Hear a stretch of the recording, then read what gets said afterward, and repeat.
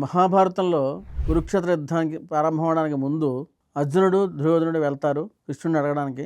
అర్జునుడికి ఆటోమేటిక్గా కాళ్ళ దగ్గర కూర్చోవడం, తర్వాత కృష్ణుడేమో అర్జునుడికేమో తప్పకుండా యుద్ధం చేయను, నేను ఆయుధం పట్టను, కానీ నీకు సపోర్ట్గా ఉంటాను, రథసారథిగా ఉంటానని చెప్తాడు.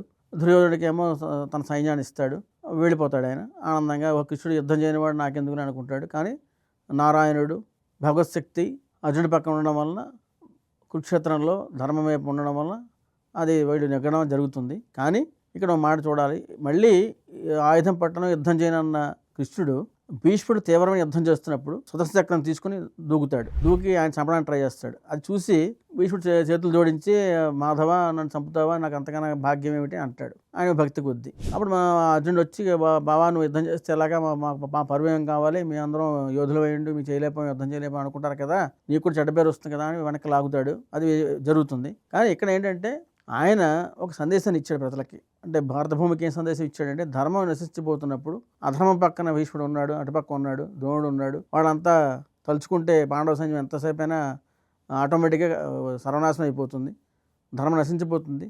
అంటే సమయం వస్తే ఆ ధర్మం పక్కన ఓడిపోతూ ఉంటే, అధర్మం నెగ్గుతూ ఉంటే ఊరుకోను చెప్పడం కోసం ఆయన విష్ణుచక్రం తీసి దూకాడేమో అనిపిస్తుంది. ఎందుకంటే ఈ శపథాలు చేస్తారు, కానీ అది వ్యక్తిగతంగా అభివృద్ధి చెందొచ్చు, వాళ్ళు చాలా గొప్ప పేరు రావచ్చు, కానీ ధర్మం ఉంది ఇవన్నీ తృణప్రాయం చెప్పడం కోసం ఆ పనిచేసాడు అనిపిస్తుంది. అది మహాభారతంలో ఈ సంఘటన కూడా ఒక విధంగా ఒక విచిత్రమైన సంఘటన అనిపిస్తుంది నాకైతే. అలాగే 2 సార్లు ఇలా చేస్తాడు ఆయన. ఇంకో కథపరంగా చెప్పాలంటే చాలామంది చెప్పడం ఏంటంటే, నాకు ఈ భారతం క్షుణ్ణంగా చదివితే కొంత లోపలికి డెప్త్గా వెళ్తే ఇది కూడా అర్థమయ్యేలాగా ఒక సందేశం కనిపిస్తుంది. ఇది చాలా గొప్ప సందేశం అని నాకు అనిపించింది. లిపి మహాభారతం గేమ్ ఆడండి, మీలోని వీరుణ్ణి గెలిపించండి, జీవితాన్ని గెలవండి.